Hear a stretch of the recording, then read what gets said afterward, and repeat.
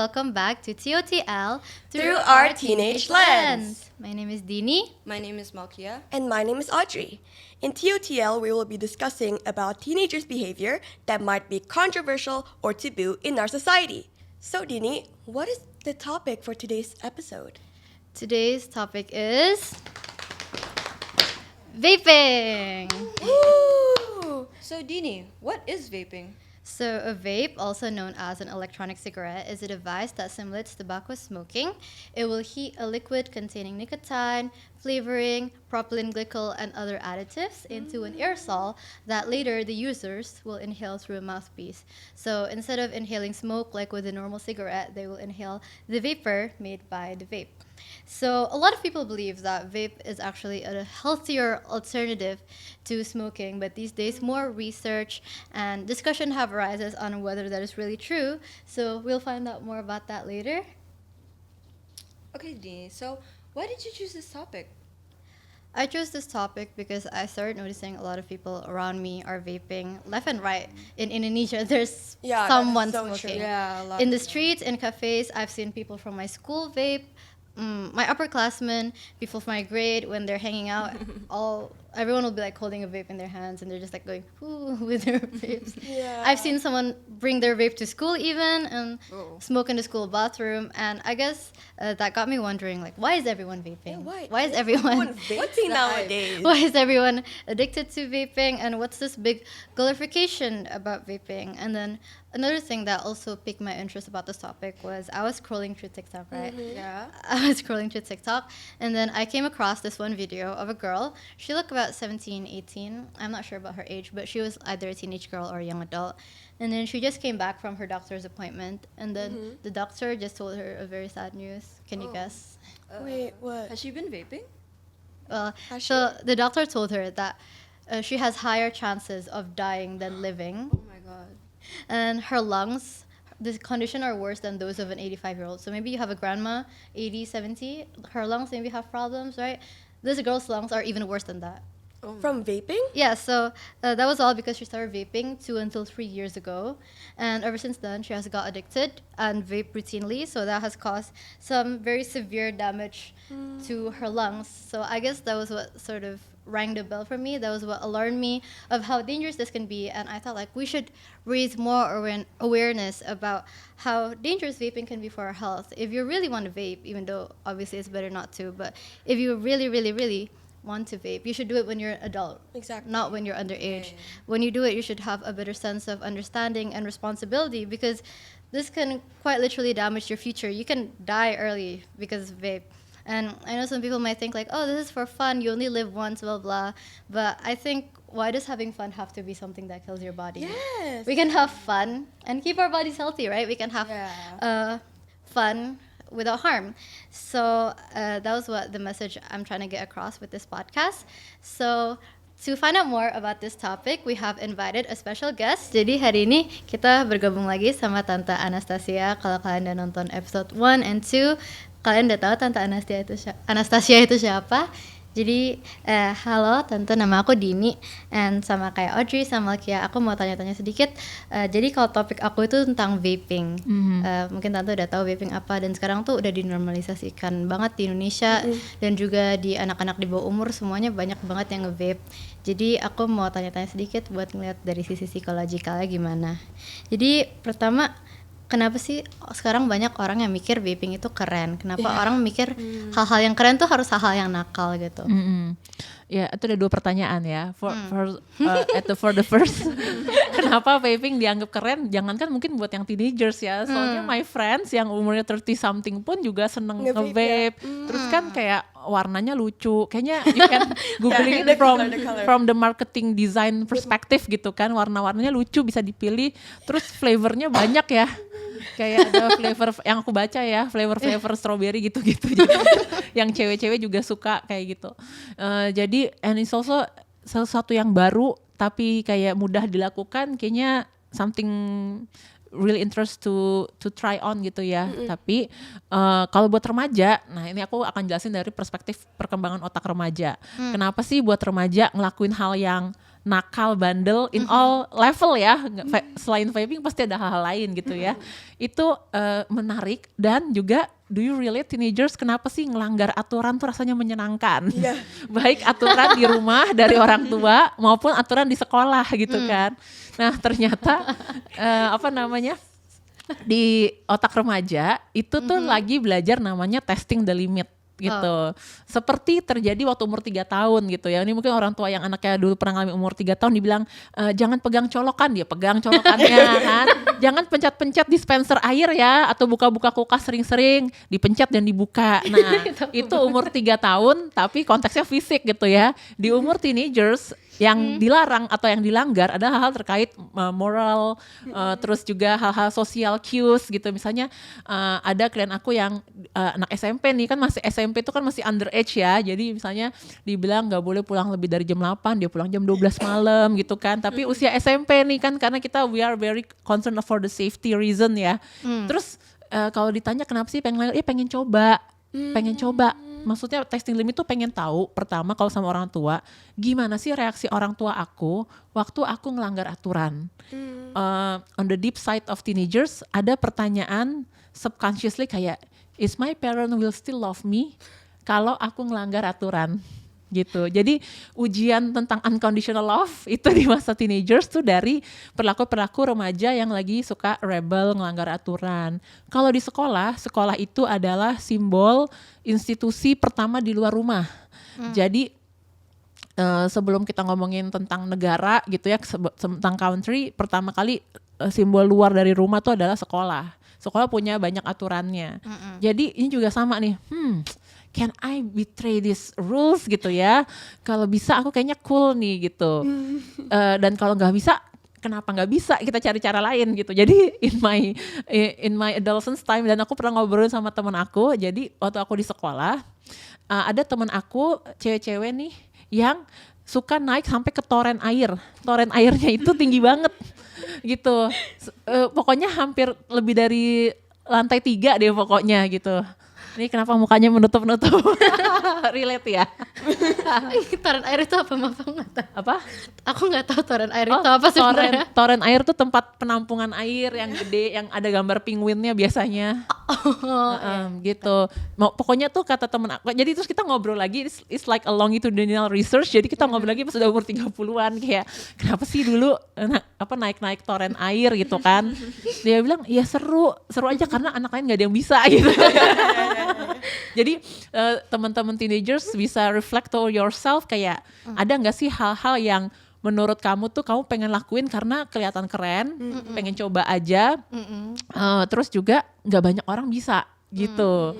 Kan waktu teenagers tuh kita lagi ada in between emotions atau in between self yang kayak pengen sama kayak teman lain tapi pengen different juga.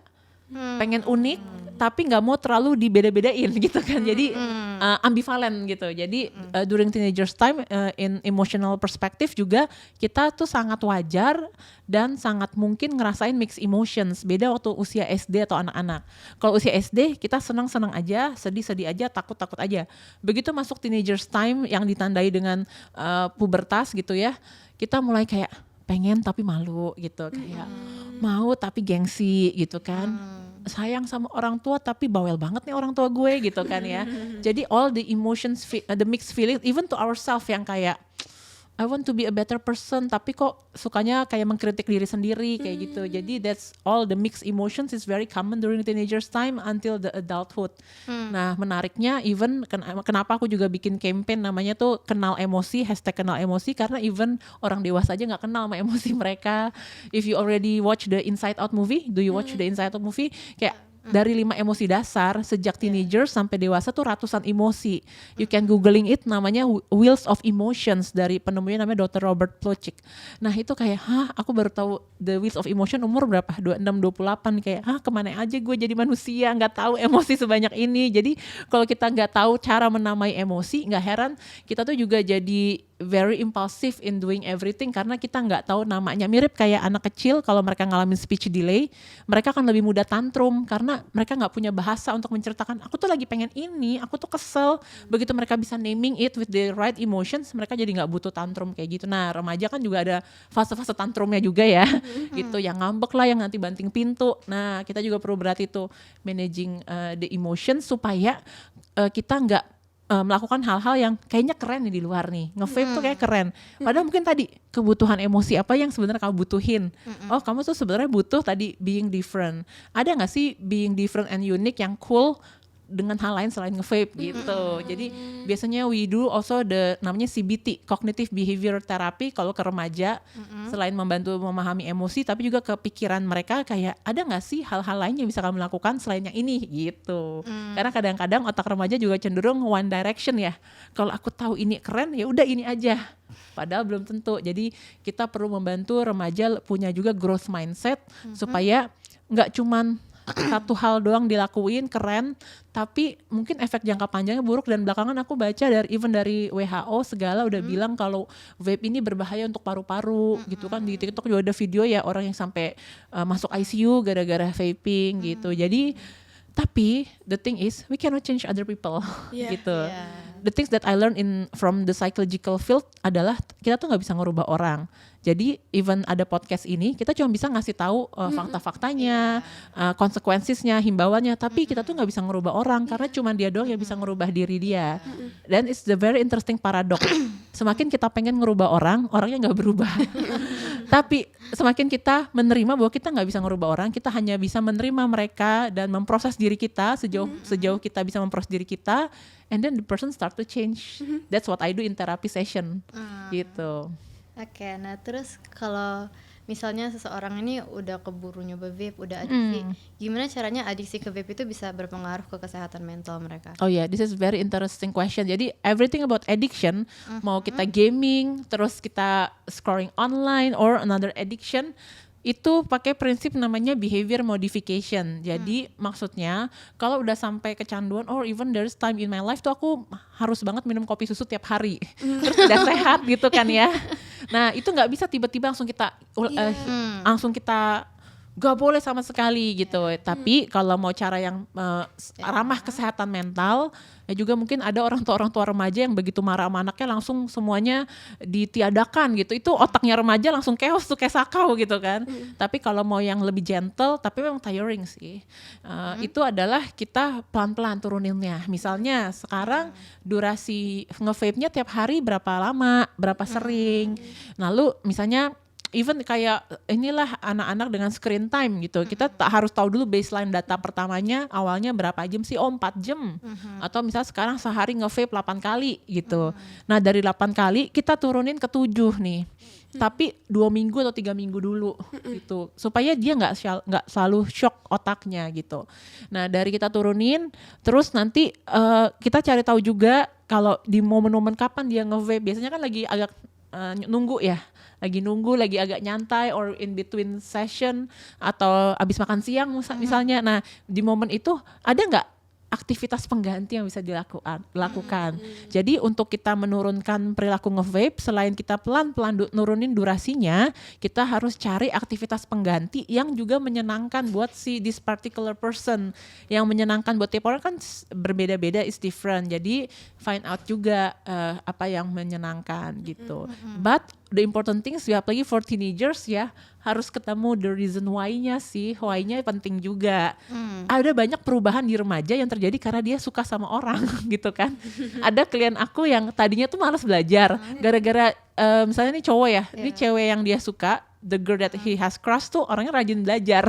Dia Terus jadi rajin juga. dia jadi rajin belajar gitu. Itu bagus sih. Jadi kalau speaking on brain level, otak kita butuh dopamin, butuh ngerasa enjoy, ngerasa excited, endorphin juga untuk kita merubah perilaku.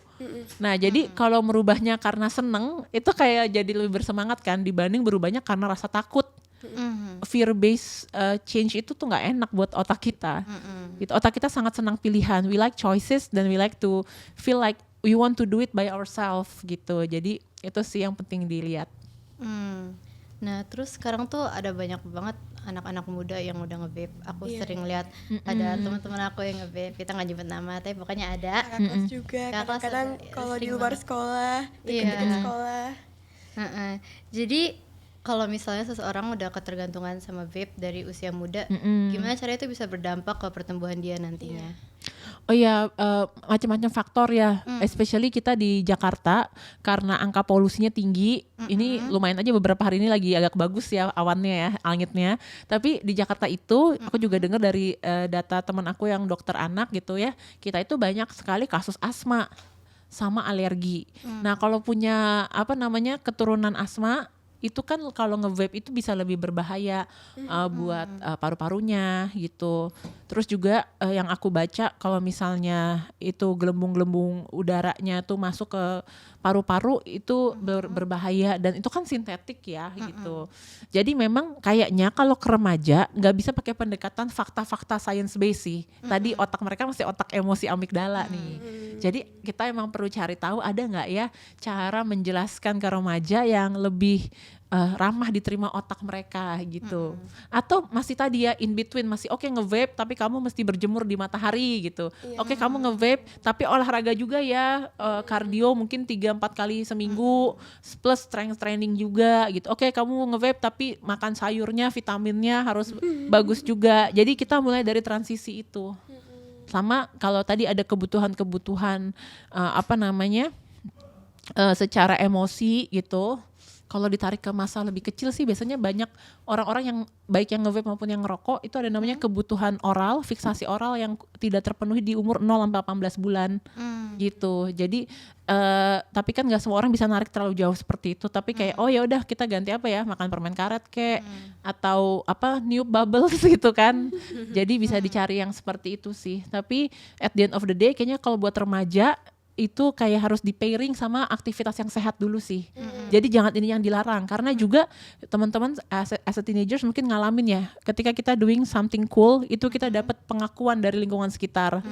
Dan buat remaja otaknya tuh lagi craving banget for this kind of Sesuatu yang baru ya. sama diterima belonging with the friends. Nanti kayak gini, oh lu nggak nge-vape ya, lu nggak masuk geng kita. Itu social pressure ini tuh lebih happening sih buat remaja dibandingkan alasan-alasan kesehatan gitu. Jadi aku mau baca-baca cerita juga. Aku punya 2 cerita. Jadi yang pertama, I've never vaped before because I'm trying to look after my health. I don't mind if other people vape because I think it's none of my business, but I don't really like the culture we've developed around vaping. In my experience, people treat you differently if you refuse to smoke or vape with them, such as leaving you out of conversations, treating you as if you're weaker or less cool, and teasing you for it, and sometimes try to pressure you to try it.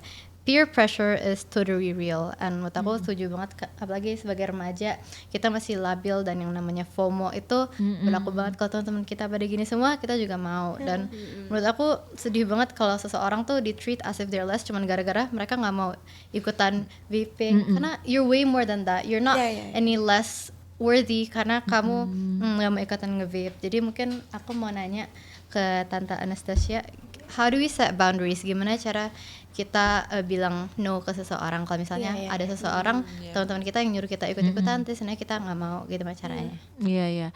Jadi before answering gimana bikin boundaries, sometimes we have to understand dari mana sih orang ini muncul pemikiran kayak gini. Jadi kalau kita ngadepin situasi apapun ya, dimana ketika kita menolak orang ini nggak bisa menerima penolakan kita, biasanya itu cuman projection dari apa yang dia alami dalam diri sendiri.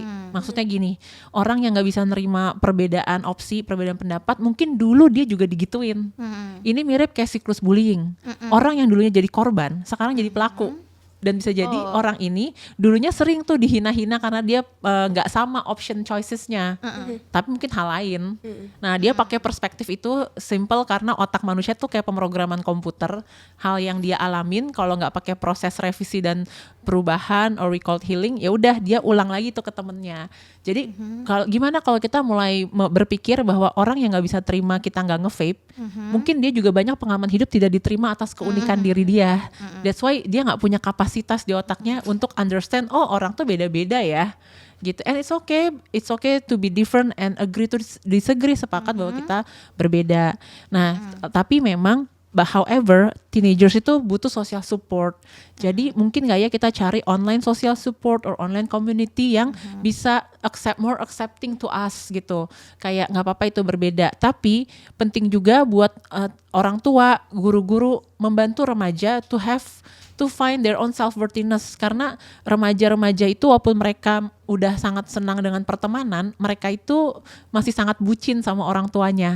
Jadi apa yang dikatakan orang tuanya itu very absorbing to our brain kan gitu. Jadi kalau orang tuanya bilang, "Nak, I believe that you are still a worthy person, walaupun kamu gak nge-vape," mungkin itu jadi the shield protector buat anak ini bisa saying no ke temennya.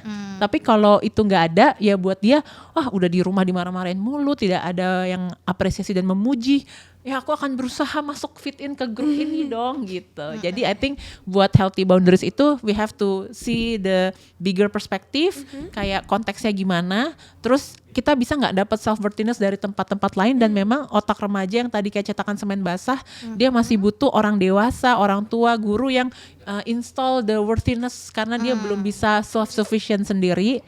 Dan untuk bisa healthy boundaries butuh keberanian ya, it needs courage.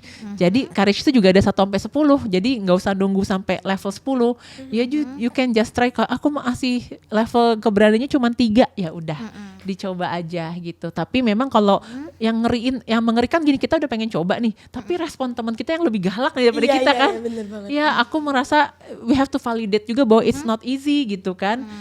Kalau teman kita yang lebih galak lagi dari kita, tapi paling nggak ngerti, mungkin dia juga hidupnya nggak pernah diterima kali kalau berbeda gitu ya. Untuk kita kayak dia juga sebenarnya sama-sama the wounded person gitu, orang yang terluka secara emosi, jadi dia juga nggak nyantai nih kalau kita menolak apa yang dia minta. And also ada juga isu namanya power relation. Jadi gimana kalau kita punya sesuatu dan kita pengen menunjukkan power kita bahwa kamu nggak boleh berhenti gitu, kamu harus ikutin saya.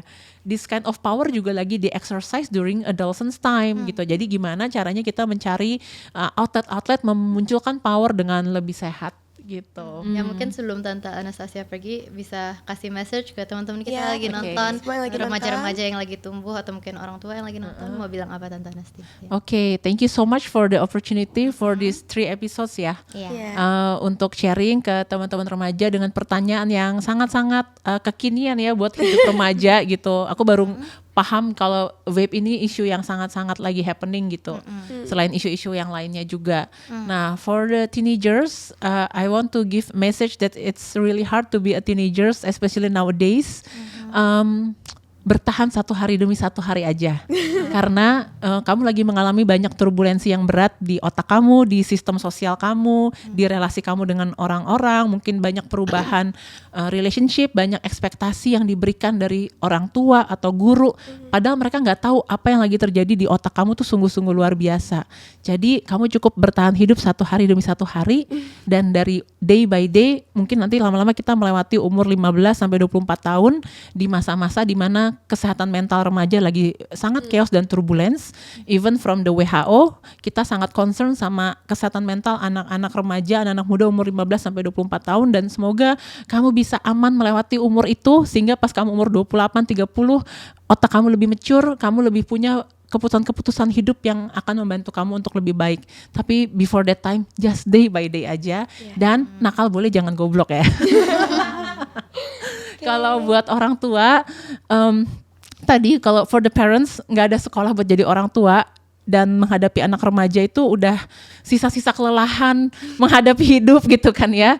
Tapi sebenarnya itu masa remaja itu udah 75% dari perjalanan kita mengasuh anak sampai nanti mereka launching jadi manusia dewasa. Memang penting sekali buat orang tua itu terus berlatih self-care diri, self-care emosi, self-care fisik, self-care spiritual. Menjadi orang tua tuh perjalanan spiritual juga gitu, karena setiap jiwa yang dilahirkan ke anak itu kan dia titipan sang pencipta gitu ya. Nah jadi kita perlu tahu cara-cara recharge diri kita, seperti merecharge stok sayuran di kulkas atau nge-recharge HP. Lalu kita juga cari knowledge tentang teenagers brain supaya kita bisa memahami mereka dari perspektif otak, kesehatan mental, kalau kita paham biasanya orang dewasa lebih tahu cara ngomong yang lebih tepat. Tapi kalau misalnya udah merasa this is beyond our capacity, karena tadi ya role jadi orang tua tuh banyak sekali ya, harus cari uang, harus menjaga kesehatan, sekarang harus ngerti mental health mereka, katanya anak sekarang gak boleh dimarah-marahin, gak boleh dipukul, gak boleh diteriakin gitu ya. Padahal mungkin dulu yang kita alami sangat berbeda dari sekarang. Please seek professional help, karena membantu remaja itu kadang-kadang gak bisa sendirian, tapi mudah-mudahan kalau kita cari bantuan yang tepat, kita bisa membersamai remaja ini sampai nanti mereka masuk ke masa dewasa dengan kehidupan yang lebih baik dari sekarang. Dan teenagers phase, it's only a phase. Ini masa-masa yang mungkin sampai sedih, sakit hati, bikin capek banget, lelah mental, tapi itu karena otak mereka lagi chaos, dan remaja tuh gak minta otaknya lagi kayak gitu. Mereka juga pengen jadi anak baik-baik, cuman otaknya aja yang lagi chaos gitu. Jadi semoga kita bisa saling mengerti satu sama lain, taking care of yourself and get professional help if you need it. Thank you. Thank you Tante Anastasia udah give us time. Dari tadi jawabannya keren-keren banget. Ya, Kita keren belajar banyak yang baru. Iya. Dan dari tadi aku kayak wow, aku nggak pernah mikir dari sisi kayak gitunya. Jadi semoga jawaban-jawaban Tante Anastasia tadi juga bisa bermanfaat buat teman-teman yang nonton. Thank you so much Tante. Thank you so much. Oke, jadi Tante halo, nama aku Dini, dan di topik aku mau bahas sedikit-sedikit tentang vaping, terutama di kalangan remaja. Sekarang tuh ada banyak banget anak-anak di bawah umur yang vaping. Jadi aku mau lihat perspektif kesehatannya gimana nih. Jadi pertama, apa yang terjadi ke paru-paru seseorang saat mereka melakukan vaping? Ya. Jadi sebenarnya kan tren sekarang ya itu vaping ya. Sebelumnya kan smoking biasa ya. Kan, mungkin udah pada ngerti gitu bahwa kalau smoking itu basic kita memasukkan nikotin ke tubuh kita gitu ya. Nah vaping itu cuma cara yang berbeda gitu, memasukkan nikotin ke tubuh kita. Malah dia menggunakan alat vape itu. Jadi murni nikotin, terus dengan alat itu seperti di heating, terus dicampur dengan beberapa bahan yang rupanya toksik, termasuk yang perasanya gitu. Karena ada rasa macam-macam tuh kalau nggak salah. Nah kemudian kan kita memasukkan ke paru-paru. Ingat nggak kalian kalau fungsi sistem pernafasan kita apa? Ya, jadi memasukkan udara masuk ke saluran hidung, terus trachea, bronkus, ya saluran nafas, kemudian sampai ke bagian yang terkecil di mana udara itu akan bertukar dan kita berikan oksigen untuk ke seluruh tubuh. Jadi bayangkan aja kalau kita vaping, kita memasukkan nikotin atau toksin-toksin yang ke dalam tubuh kita, itu tentunya akan mengganggu sistem pernafasan kita. Nah, vaping itu bekerjanya atau meracuninya itu ke bagian saluran pernafasan kita yang terkecil. Jadi yang bagian untuk pertukaran oksigen itu. Nah, disitulah mengapa kita bilang vaping itu berbahaya. Karena setelah sudah sampai ke saluran pernafasan yang kecil, terdapat proses peradangan, dan seperti kita kalau ada luka itu kayak ada scar kan, ya. Jadi di paru-paru kita bayangin itu kan banyak banget bronchiolis ya, bronchus alveolus itu dia terluka terus menjadi kayak scarring gitu yang tidak bisa sembuh, tidak bisa lagi bertukar oksigen dengan maksimal. Jadi efeknya akan besar sekali, gitu. Jadi ya seperti itu ya. Berarti next, apa aja gangguan kesehatan yang paling sering dialami seseorang yang rutin nge-vape setiap Ya tentunya pertama kali gangguan pernafasan ya. Misalkan dia batuk, sesak nafas, atau ya yang lebih parah dia akan paru-parunya bisa kolaps gitu ya. Dan juga merangsang keganasan mulai dari saluran pernafasan atas sampai ke bawah. Gitu, seperti itu. Nah, kalau memang oksigenasi tidak bekerja dengan baik, otomatis oksigen kita ke otak untuk berpikir, untuk daya ingat, segala macam kan juga tidak baik. Untuk ke organ-organ yang lain, ke paru, ke jantung juga ada efeknya. Ke organ yang lain, ginjal dan sebagainya macam. Pokoknya dari atas sampai bawah itu ada efeknya. Karena kan untuk hidup kita termasuk paru-paru itu fungsi yang penting kan, ya. Jadi ya seperti itulah. Jadi banyak gitu efeknya nanti kalau panjang. Apalagi vape ini yang aku bilang apa bedanya sama rokok? Karena dia benar-benar efeknya langsung ke daerah yang tempat pertukaran oksigen itu. Gitu. Nah, terus kan tadi aku udah bilang sekarang banyak banget anak-anak muda yang nge-vape. Aku sering lihat ada teman-teman aku, kelas aku, kalau mereka pulang sekolah, mereka bareng-bareng pada nge-vape. Jadi gimana sih nge-vape itu bisa berdampak ke pertumbuhan seorang anak dan remaja ke depannya? Ya. Jadi untuk sebenarnya kalau anak-anak remaja gitu ya, untuk regenerasi sel, misalkan kamu patah tulang atau apa, itu lebih cepat sembuh kan, untuk regenerasi selnya, untuk recovery-nya gitu ya. Sekarang bayangin kamu kalau misalnya oksigen itu salah satu untuk mensupport pertumbuhan sel itu. Nah kalau misalnya anak itu malah dimasukin racun gitu segala macam, gimana dia mau regenerasi, gimana dia mau bertumbuh, bagaimana dia mau mengembangkan pola pikirnya dia, gitu kan. Jadi ya pastinya lebih lambat atau lebih ya tidak secepat anak-anak yang tidak nge-vape gitu.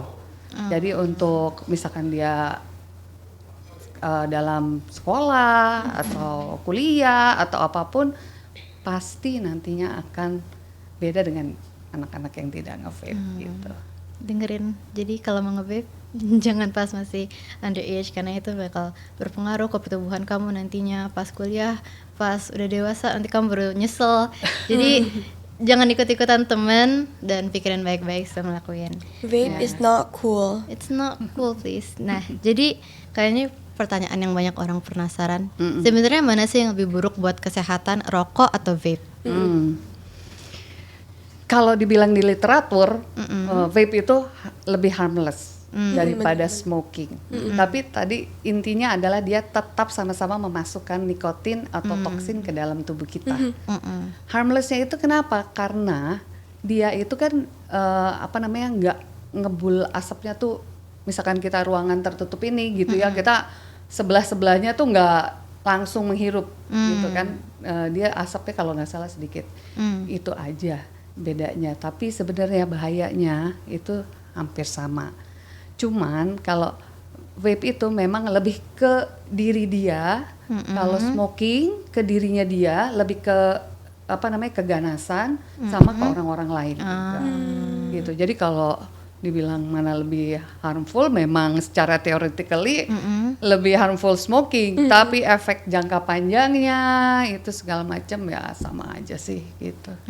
Ya. Jadi di negara tetangga kita, Singapura, itu vaping udah ilegal. Kalau ada seseorang yang ketahuan vaping, mereka bakal dikenain denda sampai 2.000 Singaporean dollars, itu sekitar 20 juta. Terus kalau ada yang nge-impor atau jualan vape, itu dendanya bisa sampai 10.000 Singaporean dollars, itu bisa 100 juta, itu gede banget. Dan juga ada banyak negara juga yang nerapin peraturan kayak gitu, udah bikin vape ilegal. WHO juga nganjurin negara-negara untuk ngelarang vape, karena kan banyak banget ya dampaknya ke kesehatan. Nah, jadi dari perspektif seorang dokter, apakah baiknya vape juga dilarang di Indonesia kayak di negara-negara tadi? Setuju. Karena apa? Karena kan kita pengen negara kita maju ya. Suatu negara itu tergantung pada generasi kalian nih, gitu kan. Kalau dari kecil, dari muda sudah kita put toxin on our body gitu, kita nggak bisa grow up, nggak bisa bertumbuh, nggak bisa berkembang, daya pikir apa segala macamnya, nanti jadi pemalas, jadi tukang tidur atau mageran atau apa, gimana negara kita mau berkembang. Jadi kalau menurut aku dari awal misalkan oleh pemerintah dilarang, itu adalah sangat baik gitu, karena kan kebiasaan buruk buat apa juga kita gitu, buat bikin badan kita tidak baik gitu kan, sesuatu yang nggak baik kita masukin ke dalam tubuh kita kan, untuk kedepannya nanti untuk generasi bangsa gitu kan, jadi kurang baik. Agak sedih juga karena salah satu bisnis paling gede di Indo kan rokok ya. Dan betul. kayak gimana caranya kita mau berkembang negaranya kalau misalnya bisnis besarnya aja rokok. Jadi semoga kedepannya Indonesia bisa lebih berkembang lagi, bisa menjadi negara lebih baik, dan juga berarti it starts with people like us yang masih muda.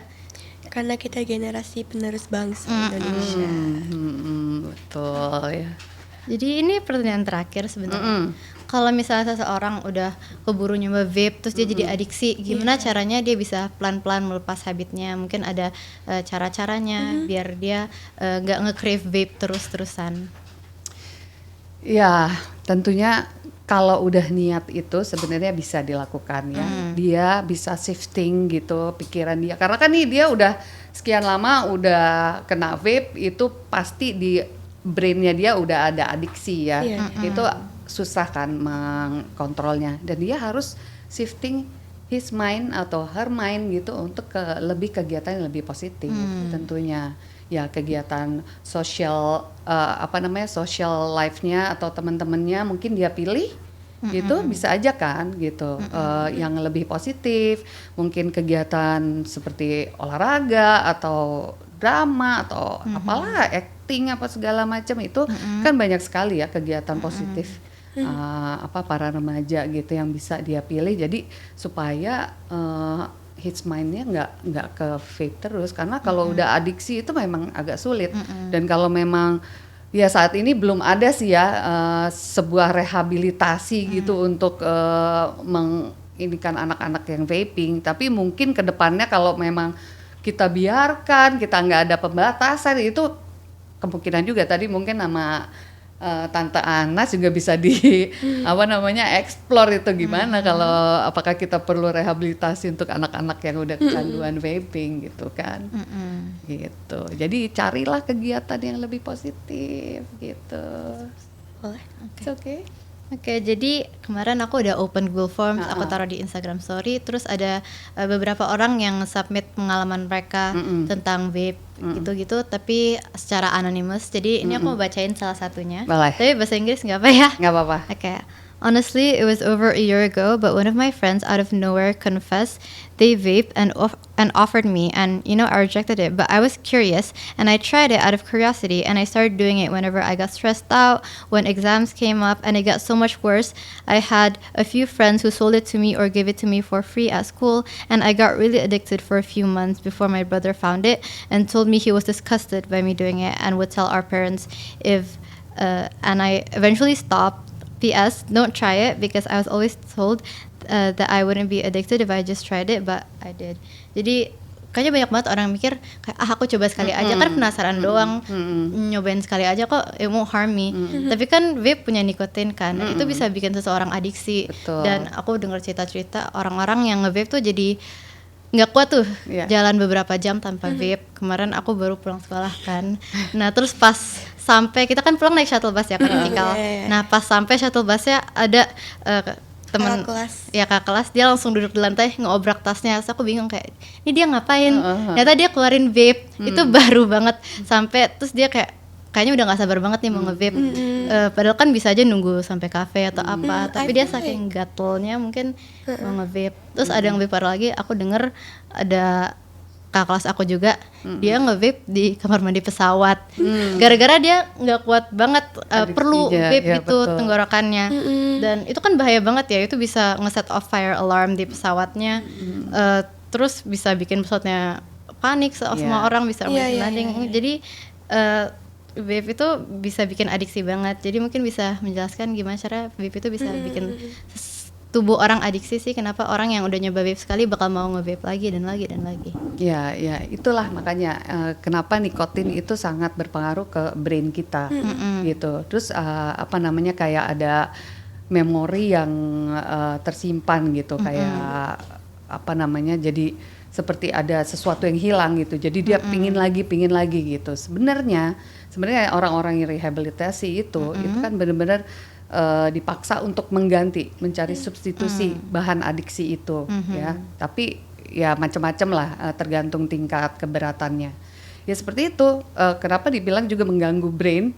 Itu salah satunya adalah mengganggu bagian-bagian otak yang mempengaruhi rasa keinginan yang sebenarnya kita bisa kontrol gitu sebenarnya. Cuman kalau udah itu kayak memori, kayaknya ada yang kurang gitu, pengen terus. Nah itu memang kita harus paksa diri kita, ya itu makanya mulai dari niat dan segala macam kita mencari kegiatan dan ya kalau perlu dia makan permen karet atau apa gitu. Iya, benar-benar. Gitu salah satunya. Jadi itu aja dari kita. Makasih Yeah, banget thank Tante you so Winda much. udah ngeluangin waktunya bisa sharing-sharing knowledge-nya ke kita. Mungkin sebelum Tante Winda pergi ada final message yang mau dikasih ke Yeah. viewers-viewers kita. Oke, ini kebenaran temanya mengenai vaping dan free sex. Jadi berkaitan dengan kesehatan tubuh kita ya, gitu. Satu paru-paru, satu organ reproduksi kita, gitu ya. Kalian ini kan generasi penerus bangsa. Harapan terbesar dari bangsa kita adalah kalian.